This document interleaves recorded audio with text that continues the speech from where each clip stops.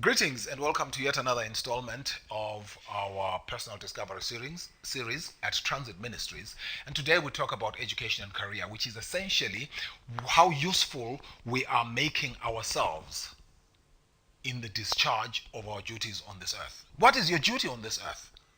And as you continue to do whatever it is that you're doing, how effective are you being? And so what we say is that you need to look at the following. The area of your maximum effectiveness, the area of your optimum usefulness or utility, is when you engage in activities that require or that are based more on your natural gifts and talents as opposed to your education and qualifications. So if you have your education and qualifications on one end and you have your natural gifts and talents on the one hand, some people are lucky enough that they are educated and qualified in the areas of their natural gifts and talents. Then those are unstoppable. But there are those of us who happen to be educated and qualified in areas that are not necessarily our natural gifts and talents.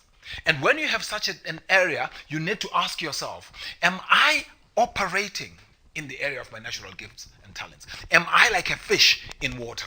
Am I doing the thing that is easy and interesting, the thing that is effortless, where I just do it? Each one of us has something that when you were still young, from when you're a little boy or a little girl, whenever you did it, everyone else was wowed. And they were like, wow, how you're so good at this. And the more wowed they are at how good you are at that thing, the more wowed you were at why they are wowed.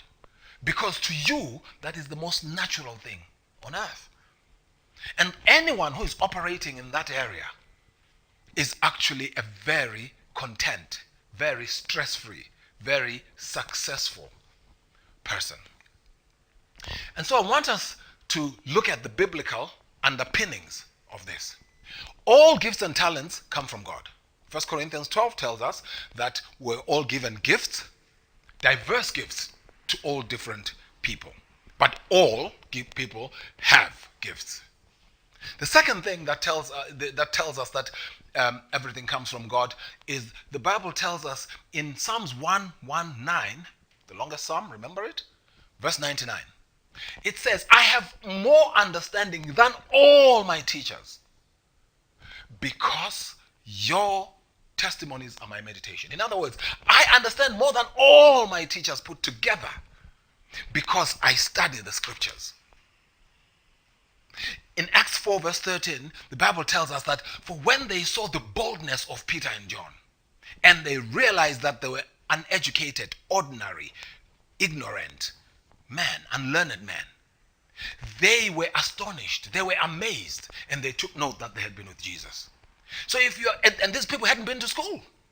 So if you're busy going on an uphill task on a slippery slope because you're trying to do things that you're not gifted in, you're going to have a huge problem.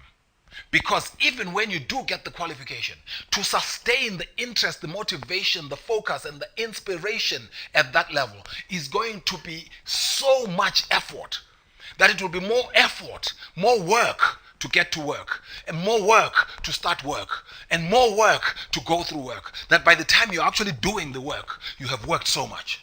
And yet what you must do is actually find work refreshing.